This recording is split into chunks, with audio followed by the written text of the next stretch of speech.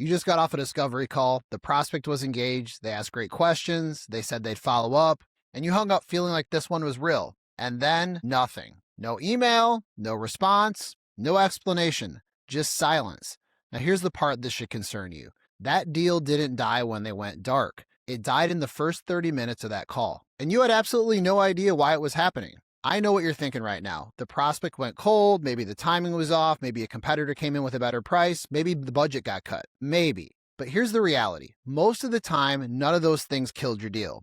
The call did. Not because you said something wrong, not because your product wasn't good enough. I'm going to show you exactly where it happened, why it keeps happening, and what the top 1% of AEs do differently in discovery that makes their pipeline actually close. And by the way, the most valuable part of this video isn't the 4 mistakes I'm going to walk you through. It's what I'm going to show you in the back half of this video that most sales trainers and coaches never talk about, because it's the one thing that can literally double the size of a deal that you're already working. So stick with me. By the way, if you're new here, I'm Eric Fisher. I have 19 years in tech sales. I've closed $190 million and I've hit 16 straight President's Clubs, and I'm still closing enterprise deals today. And I'm not telling you that to impress you. I'm telling you because every single mistake I'm about to describe, I've made it, and a lot of times I've made it more than once. I've sat in deal reviews trying to explain why a deal that looked like a sure thing just disappeared. And I had to be honest with myself about what actually happened, and what I found every single time was the deal didn't die where I thought it did. It died in discovery. Here's what this video is going to do for you. I'm going to show you 4 specific mistakes that reps make in discovery that kills deals they should be closing, and I'm going to show you 5 behaviors that top reps use instead. I'm going to walk you through a specific example of a deal where the rep proposed one thing and left an enormous amount of money on the table, not because the opportunity wasn't there, because they never asked one question. And by the end of this video, you're going to have a specific framework you can use before your next discovery call that makes all 5 of these behaviors automatic.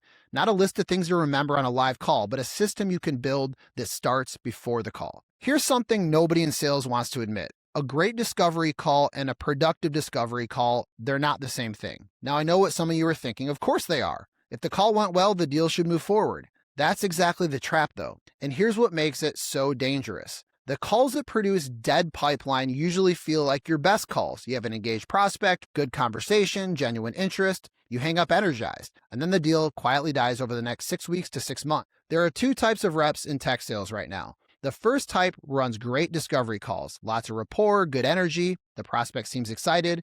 They mark it as a strong opportunity and move on to the next call. The second type runs qualification events. They leave every call with a business case skeleton, a mapped buying process, and a specific next step with a date. The difference between those 2 reps isn't talent, it isn't product knowledge, it isn't even experience. It's what they're measuring on the call. Let me ask you something. Think about your last 3 deals that went dark after a great first call. Not the ones where the prospect said no, the ones where they just disappeared. Ask yourself honestly, were those buyers committed to solving a problem, or were they just curious about your solution? Because there's a big difference, and most reps never figure out which one they were talking to. Here's the distinction that changes everything. There are 3 levels of buyer engagement, and most reps only recognize 2 of them. Level 1 is curiosity. The buyer's interested in learning about your solution. They take the call, they ask questions, they'll say things like, "This is really interesting, send me information." They're engaged, but they have no active project, no confirmed budget, and no urgency tied to a real business trigger. But level 2 is interest. The buyer has a problem they're aware of, and they're exploring options. They might even have budget conversation happening internally, but they haven't committed to solving that problem just yet.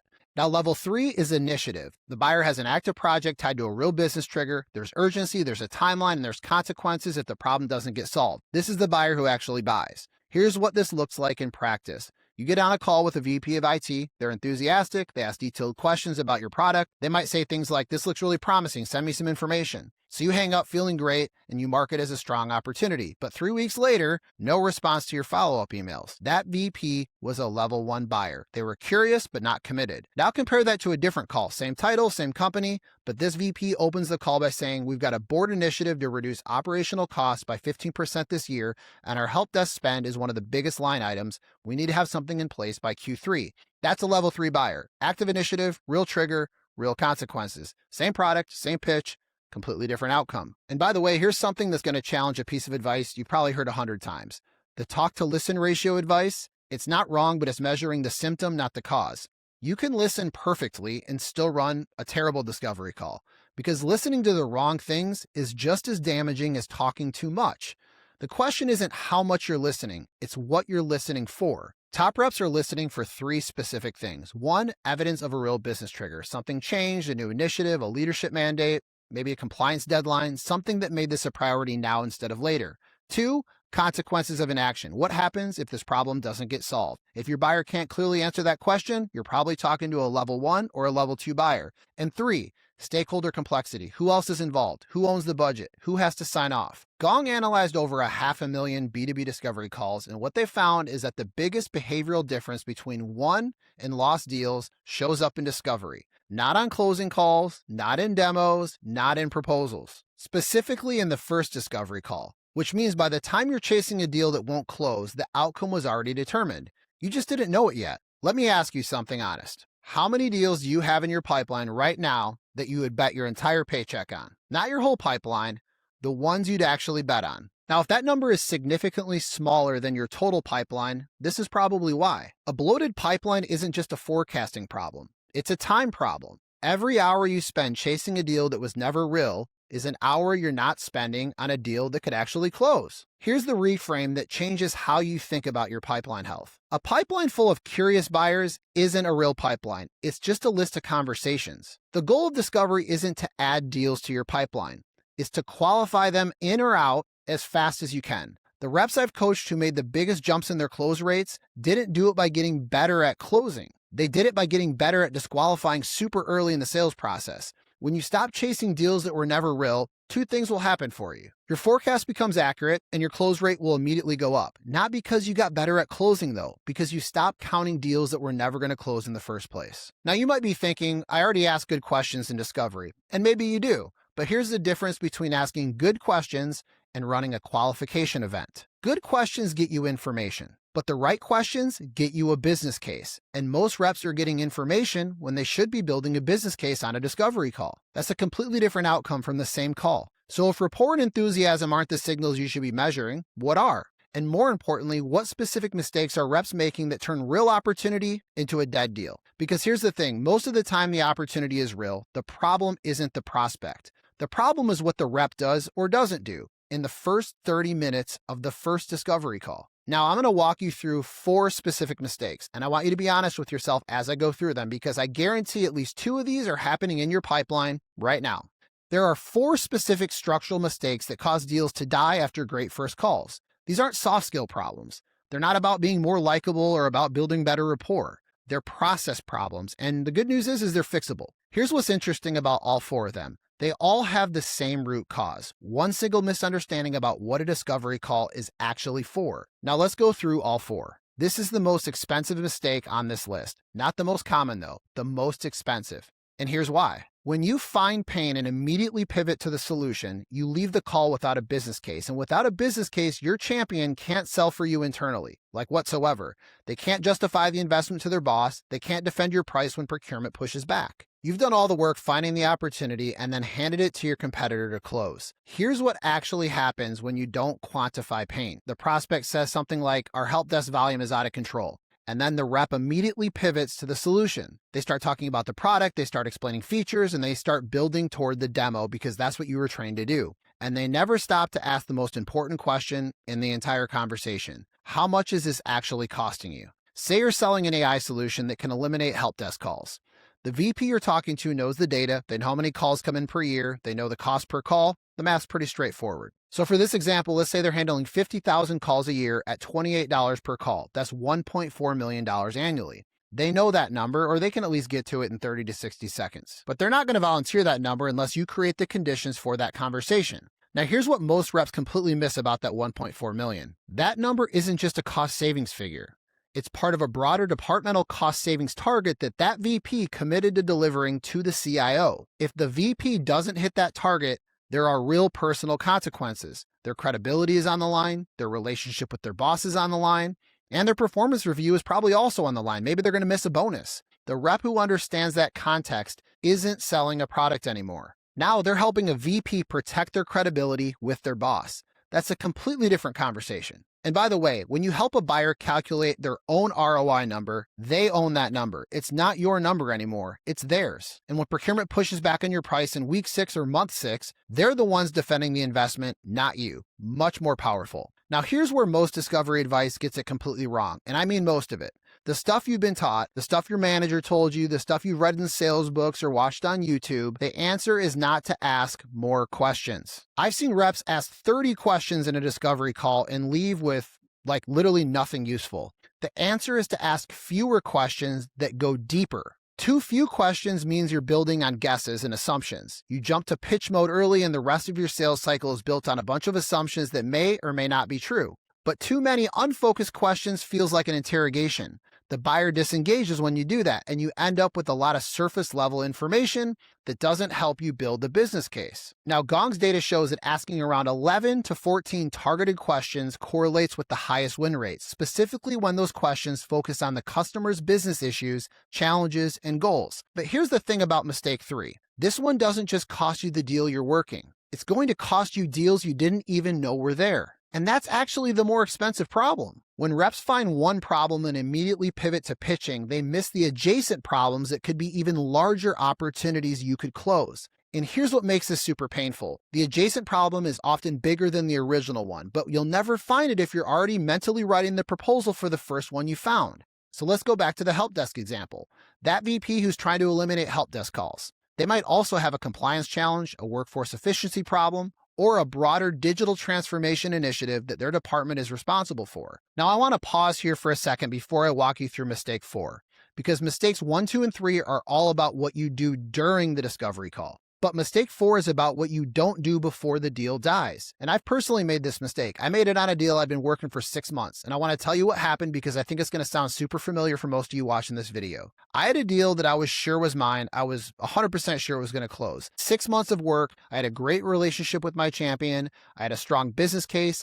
And then procurement got involved. And I had no idea what their process actually looked like. I had never asked. It almost cost me the deal. I've never skipped that question ever again. Here's what's actually happening when this mistake occurs. Reps don't ask about decision makers. They don't ask about stakeholders. They don't ask about legal and security reviews. They don't ask how many vendors are being evaluated either. They don't ask what the paper process looks like. Then 6 months later, the deal's stuck in procurement and the rep has no idea why. If you've ever had a deal die in procurement or finance that you thought was going to close, this is almost certainly what happened. But here's the good news. The fix is simple. Just ask directly. How do decisions like this typically get made in your organization?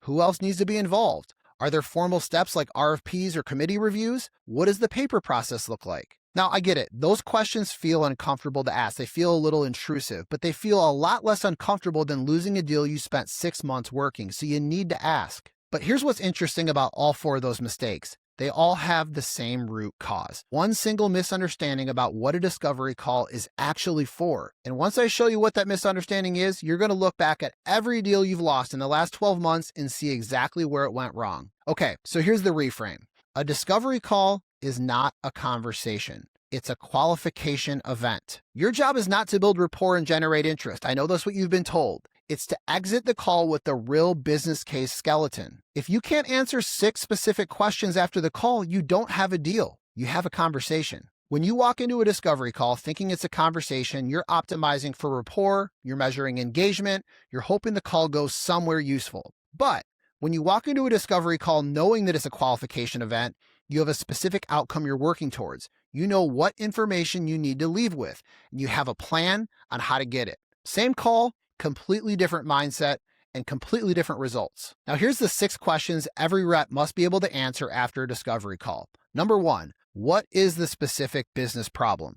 This is the most important. 2, what is the quantified cost of that problem? Also super important. 3, who owns the problem? 4, how do decisions get made? 5, who else is involved? And 6, what does success look like to them? And most buyers will not be able to answer that, by the way. But write those down because that's your scorecard for every discovery call you run from this point forward. Here's what happens when you leave a call with all 6 of those answered. Now your champion can sell for you internally because they have a business case, not a product description. And by the way, they're not going to do as good of a job as you can. Your forecast is accurate now because you know whether you're talking to a level 1, level 2, or level 3 buyer. Your close rates will go up, but not because you got better at closing, because you stopped advancing deals that were never real in the first place.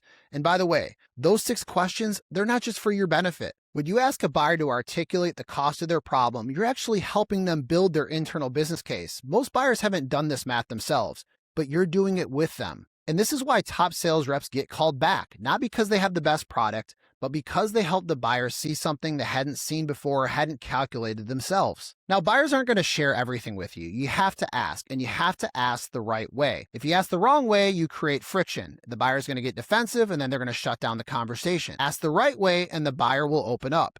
They share things they haven't shared with any other vendor, and you leave with a business case that your competitors just don't have. So here's the formula. Based on what you've shared about X, I'm curious what Y looks like for your team. That's it. That's the whole formula. It works because it frames the question around something you already know or you observed. The question feels like a natural next step in the conversation rather than an interrogation. I'm going to show you exactly how this plays out in practice when we get to the fixes. Imagine leaving your next discovery call with clear answers to all 6 of those questions. You know the business problem, you know what it's costing them, you know who owns it, you know how decisions get made, and you know who else is involved. And you also know what success looks like. That's not a promising call. That's a real deal on the table. So now you know what a discovery call is actually for, and you know the specific mistakes that are killing your deals. Now let me show you exactly what top reps do differently.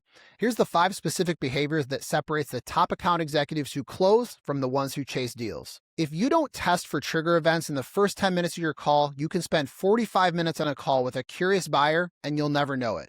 Top salespeople don't start with product questions. They start with business context questions. For example, what changed recently that made this a priority now? What happens if this problem isn't solved in the next 6 to 12 months? What's at stake for you personally if this doesn't get fixed? Have you ever asked that one? These questions separate curious buyers from committed ones in the first 10 minutes. I realize they're uncomfortable for you, you just don't know how to do it yet. Now, fix 2 is the one I told you about at the beginning of this video, the one that can double the size of a deal you're already working. And here's why most reps miss it completely. It's because they find the pain and then they immediately pitch.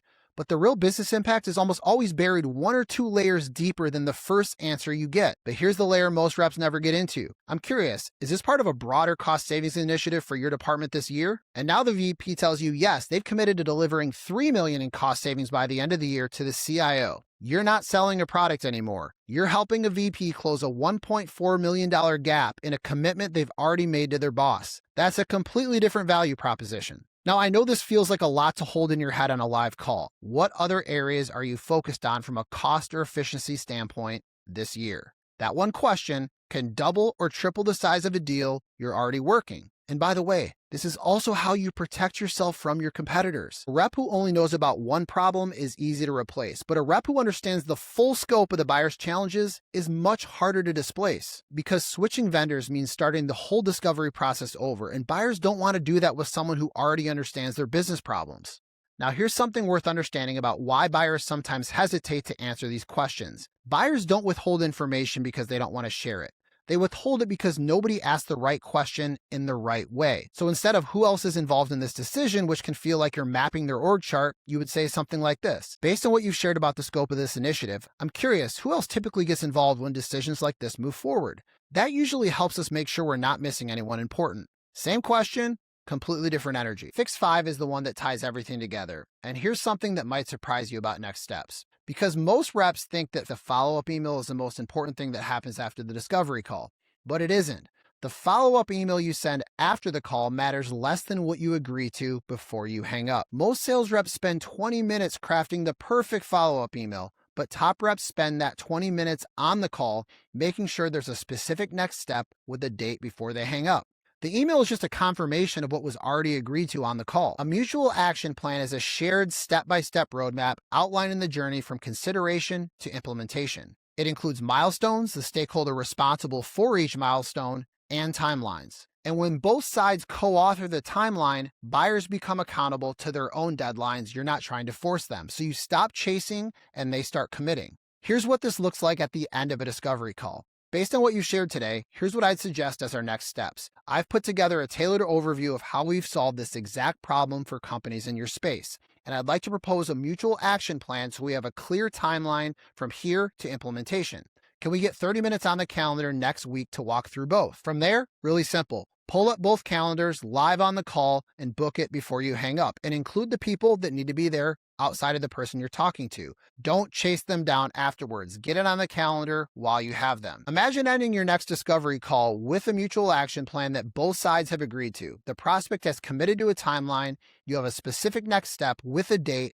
You're not following up and hoping for a response. You're just executing a plan that you built together. Now, here's the thing about all 5 of those fixes. Knowing what to do and actually doing it in the moment, I get it. They're 2 completely different things. And that's probably what some of you are thinking right now. This is a lot to hold in your head on a live call. You're right. It is. This is why the top reps are the best at this, because it's systemized. And that's exactly why the pre-call framework I'm about to show you exists. Because top salespeople don't show up to discovery calls trying to remember 5 things that they wrote down on their agenda. They show up having already done the work before the call. And here's the part that's going to make this feel a lot more manageable. So they've researched the company already. They've identified the most likely business problems based on what they know about similar companies, and they've prepared specific questions to test their hypothesis. This one habit makes everything else in the video automatic. The prep isn't extra work. Here are the 5 questions you answer before every discovery call. 1. What is the most likely business problem that this company has based on their industry, their size, and recent announcements you found through your research? 2. What would the cost of that problem be if left unsolved? 3. Who are the likely stakeholders involved in solving it? 4. What does a successful outcome look like for this type of company? 5. What is the one question that would immediately tell me whether this is a real opportunity or just a curious conversation? When you show up with the hypothesis instead of questions, 2 things will happen for you. First, your questions will feel more natural because they're grounded in context you've already established. But second, when the prospect confirms your hypothesis, you've already done the work of connecting their problem to your solution, so the conversation moves faster and it also goes deeper. Here's what I want you to do right now before you close this video. Audit your last 5 discovery calls, not the ones that went badly, the ones that felt great. Now, how many of them had real urgency? How about a mapped buying process or a mutual action plan? Now, imagine running your next discovery call with all 5 of these behaviors in place. You show up with a hypothesis, you test for commitment in the first 10 minutes, you quantify the pain before you move on, you find the adjacent problems, you map the buying process, and you leave with a mutual action plan and a specific next step. Now that call doesn't just feel good, it's actually good, and your pipeline starts to reflect the difference. Here's the thing about everything I just showed you. None of it requires a different product or even a better territory. It requires one decision: to run discovery differently. So here's your first step. Right now, before you close this video, open your CRM. Find one deal that felt great after the first call, but hasn't moved since. Now what I want you to do is run it against the 6 questions from earlier. I guarantee you'll find at least 2 gaps, probably more. And now you know exactly what to do about it. That's not a homework assignment for you. That's a pipeline audit that could save a deal you've already invested time in. And here's what I want you to imagine for a second. You find the gaps, you go back to that prospect with a context-led question. 1 question, 1 email, 1 follow-up call. That's it. And a deal that looked dead will start moving again.